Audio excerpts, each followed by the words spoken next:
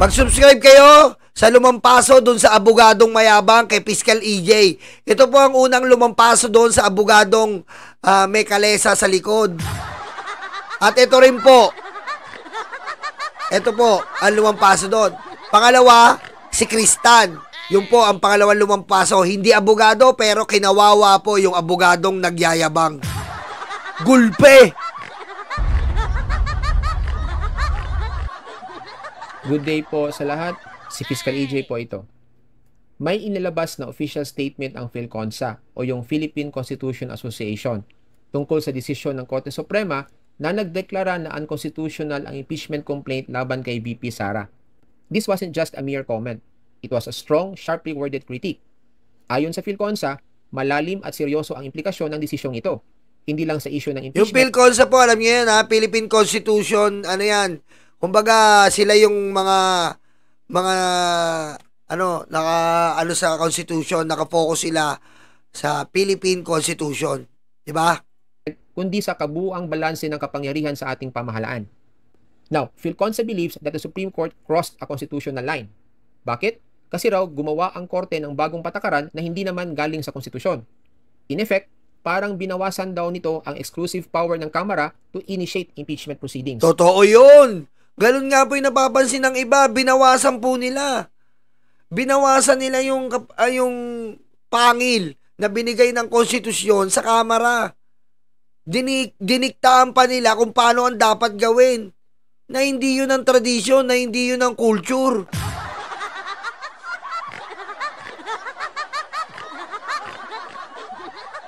Na malinaw naman na nakasaad sa Article 11, Section 3 ng 1987 Constitution. Para sa PhilConsa, this isn't just legally questionable. It's constitutionally dangerous. Oh, constitutionally dangerous. Kasi po, ang dami pong nilaktawan ng Korte Suprema. Huwag po tayo magbulag-bulagan, Korte Suprema. Di ba po? Sobrang minadali po to for a 1-week decision.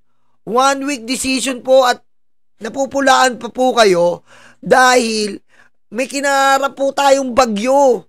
Ano po ang nangyari at hindi kayo mapigilan sa desisyon nyo? Diba? Bumabagyo po. Bibigyan nyo ng atol ang taong bayan ng ganito? Anong inahabol nyo? Ha? Bumabagyo. Pinilit nyo magkaroon ng resolution. Bakit? Sino ba humahabol? Ha? Kasi, according to the Supreme Court ruling, before an impeachment complaint can be considered valid, kailangan daw may sapat na ebidensya agad na nakadikit sa draft articles of impeachment. Bukod pa dyan, kailangan daw bigyan ng reasonable time ang mga miyembro ng Kongreso para magdesisyon kung i-endorso ito o hindi. On the surface, that might sound fair. Pero sabi ng PhilConsa, ang mga bagong requirement na ito ay parang binuksan ng pinto para makialam ang korte sa simula pa lang ng impeachment process. Tama! Tama! Tama! Diba? Kasi, gagamitin niya ng akusado. Gagamitin niya ng akusado para tumakbo siya sa korte. Diba? Hindi yung katulad sa dati na magpa-file sa plenary ng impeachment case, then, o kaya magpa-file ka ng impeachment complaint, then, wala kang tsansa kundi kapag nag-prosper yung impeachment, sasagot ka sa impeachment court. Dito po, may bagong proseso na pwedeng tumakbo yung akusado sa korte kapag hindi ginawa itong dalawang rules na to. Pwedeng gamitin ito ng respondent. Yes. Yung ini-impeach na opisyal bilang dahilan para dumiretso agad sa Korte Suprema. Gets nyo? Gagamitin yan. Ay, hindi po ako binigyan ng ganito. Hindi po ako binigyan ng ganito, Korte Suprema. Tatakbo na naman ngayon yan. So, yung sole power po, magkakaroon ng division dahil lagi nang papasok ang korte. Para sa pa yung sole power na ibinigay ng konstitusyon.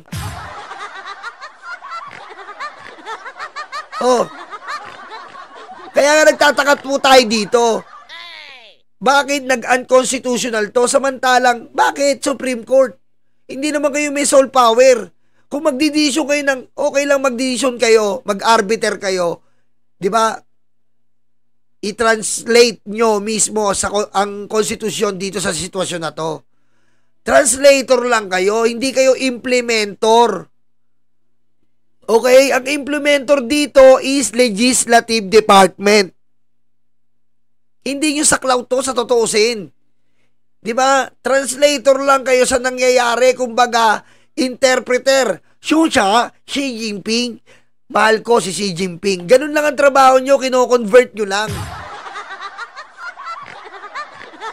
Translator lang kayo. Pero hindi kayo nag-i-implement.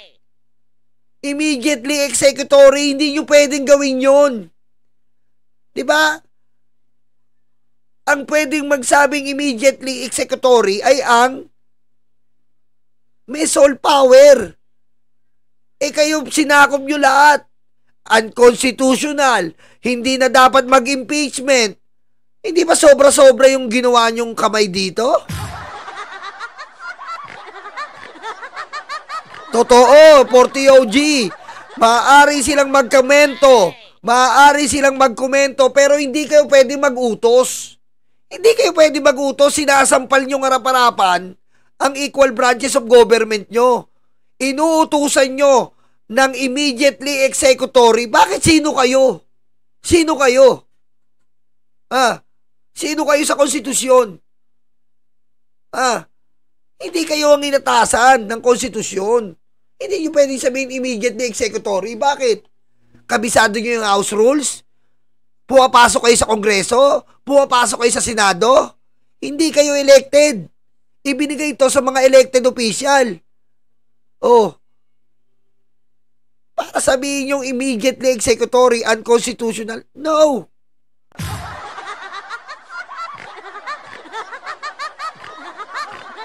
Kasi, ganito po pag sinunod natin yung Supreme Court, wala na. Wala na. May sumbungan na yung mga may impeach. Wala na po tayo. Pangalawa, pag sinundan natin yung Supreme Court, magpa-file ka na ng complaint, safety ka na 1 year. Wala na. Bakit pa tayo mag-i-impeachment?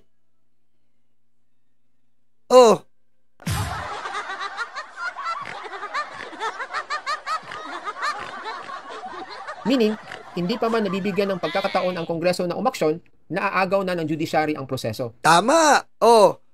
Paanong ginawa nila? Umepal sila, gumit na sila. Ibig sabihin, halimbawa, may proseso sila. Eto, pakinggan nyo po Eto na nakadikit sa draft articles of impeachment. Bukod pa dyan, kailangan daw bigyan ng reasonable time ang mga miyembro ng Kongreso para magdesisyon kung i-endorso ito o hindi. Diba? Eto pa. Galing sa konstitusyon. In effect, parang binawasan daw nito ang exclusive power ng Kamara to initiate impeachment proceedings, na malinaw naman na nakasaad sa Article 11, Section 3 ng 1987 Constitution. Para sa PhilConsa, this isn't just legally questionable. It's constitutionally dangerous. Kasi, according to the Supreme Court ruling, before an impeachment complaint can be considered valid, kailangan daw may sapat na ebidensya agad na nakadikit sa draft articles of impeachment. Kita mo? Kailangan meron sapat na ebidensya ang mga Kongreso. Kung hindi makitaan ng sapat na ebidensya, saan tatakbo si Sara? Sa Supreme Court. Sasabihin niya, tingnan niyo po itong ginawa sa akin. Wala naman po silang sapat na ebidensya, pero inahinan ako ng impeachment. So, gumigid na ang Supreme Court, umeepal kumbaga. Bakit ganon? Hindi naman yun nakalagay sa konstitusyon. Aboy malupit. Diretso natin. Ibig sabihin nito, ayon sa PhilConsa, nabigyan ang Korte Suprema ng kapangyarihang i-check kung sapat ba ang ebidensya sa complaint at kung reasonable ba ang time na ibinigay sa mga kongresista. Ang tanong ng PhilConsa, why is the unelected judiciary now calling the shots sa simula pa lang ng impeachment? Yes! Unelected kayo. Ibinigay ito sa elected official sa Kongreso, Senado.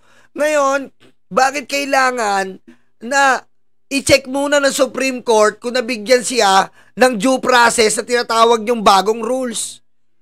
Kung nabigyan ba ng time si Sara? kung nabigay ba yung sapat na ebidensya, bakit may ganun? Dun pa lang sa hearing, bugbog na eh. Di ba po? Sa hearing pa lang eh. Di ba? Yun ang nag-trigger kung bakit siya na-impeach. Sa hearing pa lang ng good governance. Sa hearing pa lang ng OBP hearing budget.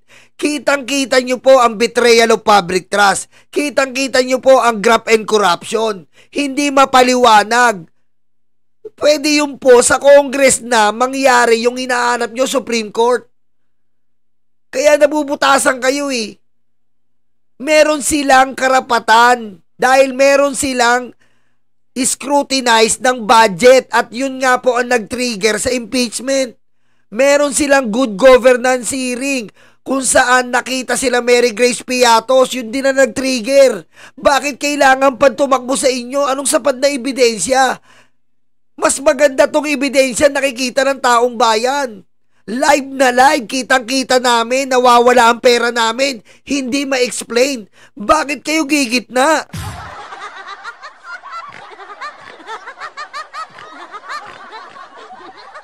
Diba? Napakasapat na po ng trabaho ng Kongreso. Napaka-accurate ng sistemang ginagalawan ng Kongreso para sa impeachment. At yun ang nangyari.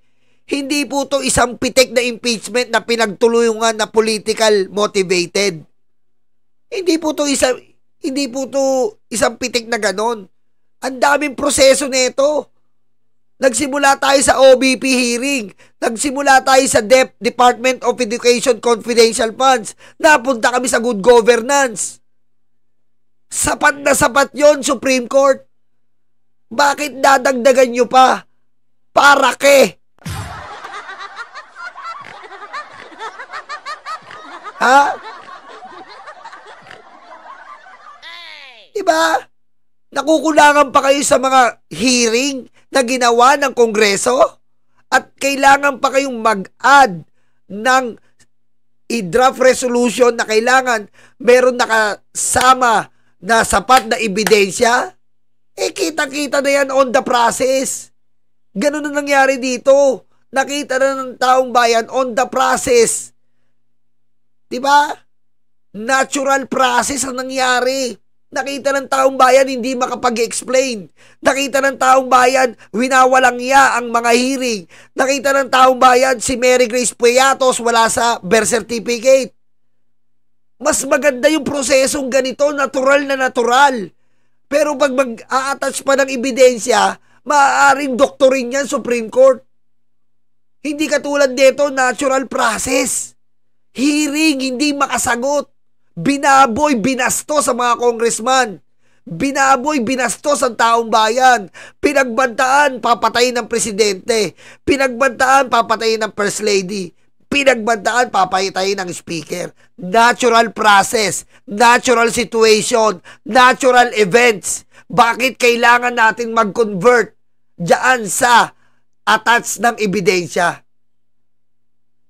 Anong matimbang? Itong natural process na dumadaan sa mga hearing o yung sinasabi ng Supreme Court na kailangan may attachment first ng complete evidence bago mag-file ng impeachment?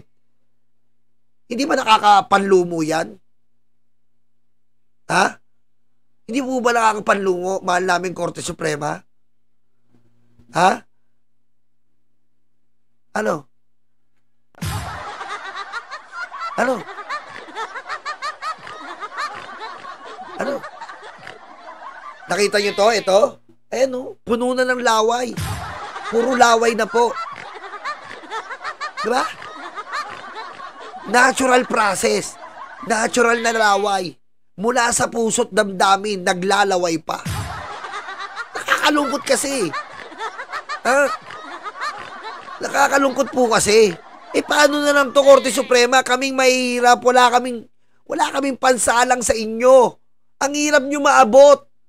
RTC pa lang, Korte Suprema, hirap na kayo may pantusto sa abogado. Oh, sino ba nakakaabot sa inyo? Prangkahan tayo. Ang nakakaabot sa inyo, Korte Suprema, mga mayayaman. Kami mahihirap, hindi nga kami makaputungtong ng RTC. Tapos sa pinakatuktok, ganyan ang mararanasan ng mga taong bahay sa inyo. Yun po nakakalungkot dito eh. Kami hanggang RTC, swerte na. Hindi kami makapag-Court of Appeals. Tapos sa bandang uli, sa tuktok natin ng Korte Suprema, ganyan pa. Ganyan pa nga asahan natin. Ha? Yung laway ko, oh.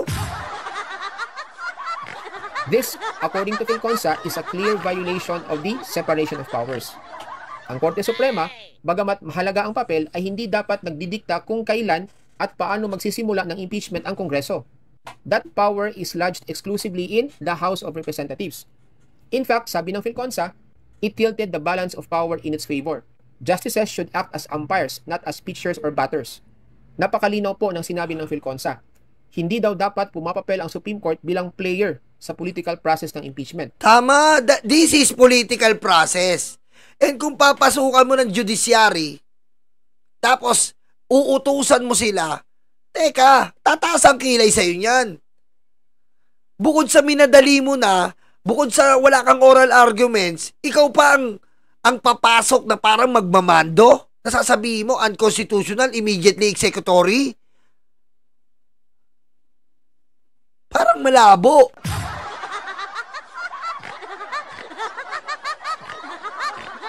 At dito po pumapasok ang isa sa pinakamabigat na babala ng Philconsa.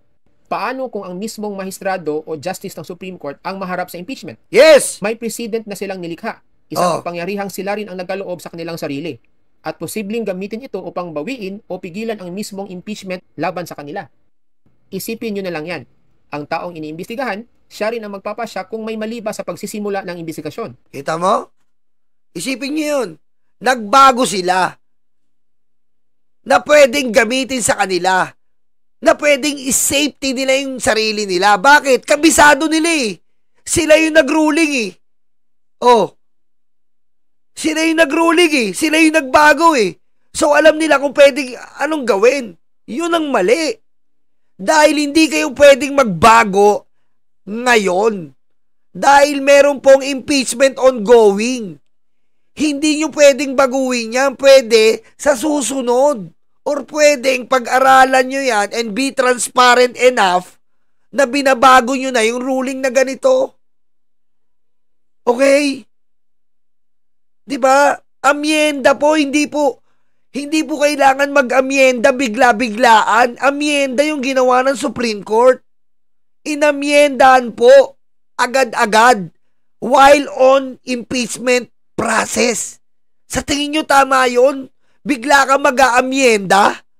Di ba ang amyenda pinag-uusapan? Di ba yung amyenda nilalathala?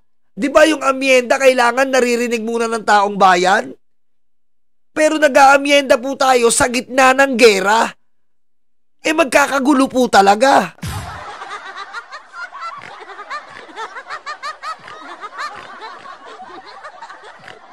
That's not just a conflict of interest. It's a direct threat to judicial impartiality. Impeachment is a political process. Ito ay kapangyarihang ibinigay ng konstitusyon sa Kongreso, hindi sa Korte Suprema. Sa madaling salita, ang mga mambabatas ang accountable sa taong bayan, hindi, di ba? Hindi ang mga maestrado. Hindi sila.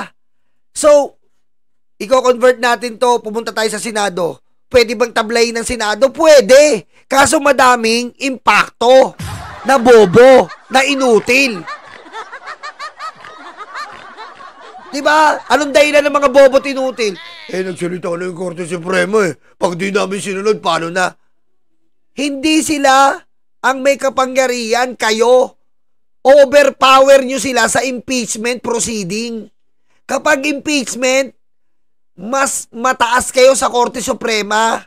Lagi nyo tatandaan dahil yun ang nakalagay sa konstitusyon.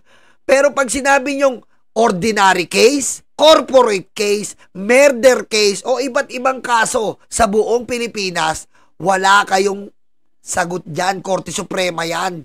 Pero pag sa impeachment case, hindi nyo pwedeng pakinggan yung Korte Suprema. Dahil hindi sila ang nilagay ng konstitusyon. Overpower nyo sila, Senado, kaso kupal ang mga senador na iba.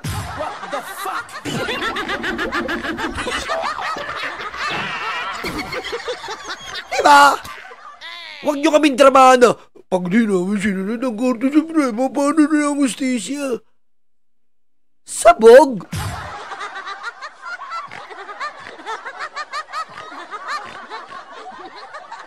Paano na ang hustisya?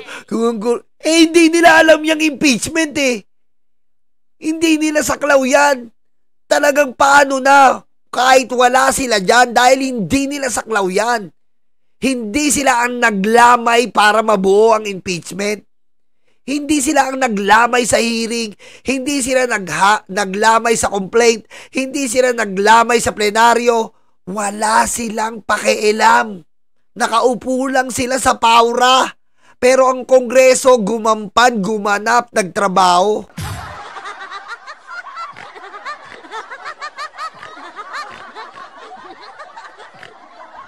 Under Article 11, Section 8, it says, Congress shall promulgate its rules on impeachment. Kaya ang tanong ng PhilConsa, bakit parang Korte Suprema na ang nagsusulat ng rules for Congress? Diba? Ganun talaga nangyari. Ganun talaga nangyari. Minanduan nila. Minanduan nila ang Congress. Minamanduan nila. Equal lang kayo. And sa makatuwid nga, dapat hindi na kayo nag-umeepal sa totoo lang po. Diba? Hindi kayo dapat. Diba? Kung hindi ito marireview o mariconsider ng Korte Suprema, babagsak raw ito sa tinatawag nilang judicialization of politics o yung pagkuha ng Korte sa mga tungkuling hindi naman para sa kanila. Kita mo? Yun po. Kumukuha sila. Kumukuha sila ng power na hindi naman dapat sa kanila. Ang power nyo lang is kayo ang interpreter ng konstitusyon. Diba? Kapag may pang-aapi, hindi patas, pumapasok kayo. Pero dito, may pang-aapi at hindi patas ba? Sa tingin nyo, Supreme Court? Wala. Bakit? Hindi nyo trabaho to eh. Hindi kayo pwedeng, hindi nyo trabaho to. Hindi nyo trabaho to. Na kahit anong gawin nyo, hindi kayo ang mandated dito sa sitwasyon na to.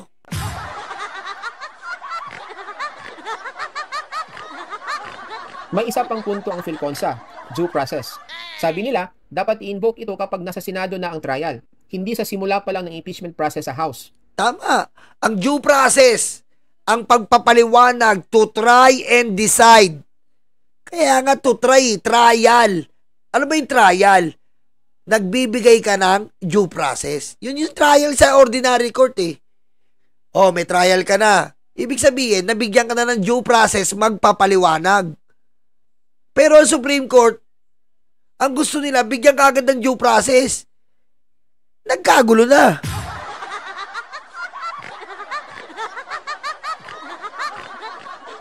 Remember, due process doesn't mean you have to be heard at every stage, but only before judgment is rendered. In impeachment, judgment happens in the Senate, not in the House. Kung sisimulan na ang pag-apply ng due process sa initiation stage pa lang, edi parang every accused official can stop the process cold by Diba? Kung umpisa pa lang, bibigyan mo na ng due process, magpapaliwanag, ano pa silbi ng Senado? Ano silbi ng Senado? Ano silbi ng Senado kung sa korte ka kagad magpapaliwanag? Naghahanap kagad kayo ng due process? Sa Senado nga yun eh. Ano magiging silbi ng Senado? Kung nabulatlat nyo na sa unang kagad na hinaharap nyo ng due process? Ano silbi ng Senado? Doon nga, didesisyonan kung guilty or not guilty. rushing directly to the Supreme Court. Kung ang bawat respondent ay pwedeng dumiretso sa korte at ipadismiss ang complaint bago pa man ito marinig, then wala nang makakarating sa Senado. And that destroys the very spirit of impeachment. Diba? Wala nang makakarating sa Senado. Bakit? Nabulatlat na yung ebidensya. For example, dito pa lang, nabulatlat na natin yung ebidensya na hindi naman karapat-dapat na sa una yun. Doon yun. Sagrado yun sa Senado. Sagradong korte na nilaan ng konstitusyon para sa public highest official. Sagrado yun. Pero ang gusto ng Supreme Court, hindi na makarating sa Senado. Sa umpisa pa lang, mag-explain ka na sa kanila, sa Korte Suprema. Bakit sa Korte Suprema? Kasi nga, magpapail yung akusado. Kapag nakita niya na hindi patas ang binigay ng Kongreso sa kanya, katulad na nangyari ngayon, pupunta siya sa Korte Suprema. Korte Suprema, hindi po naging para sa mga kongreso sa akin. Pagkat hindi po nila ako binigyan ng mga panahon. Pagkat hindi po nila pinayagan itong ebidensya ko na makapasok. Ngayon, nasa gitna na yung Korte Suprema. Bago dumating sa Senado, ay nandun muna sa Korte Suprema, tatakbo ka muna. Tama, mali. Napakalaking mali.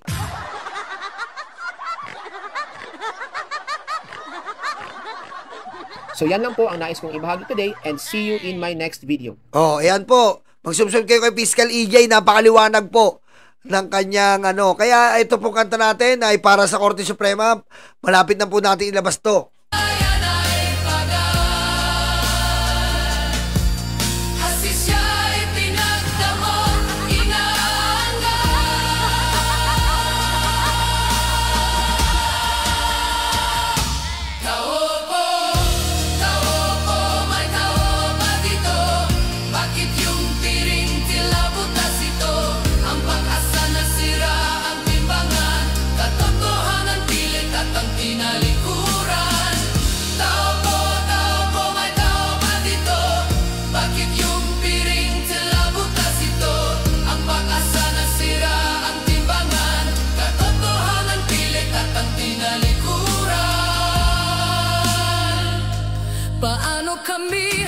Paano kami, sino ang aming kakampi? Kung palakasan na lang dito, kapag may pera ligtas sa'yo. Paano kami,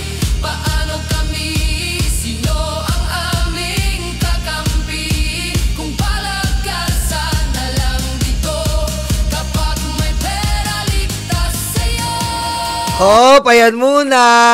Mga chismosa, ayan muna. Bawal ang buo. Bawal, ayan muna.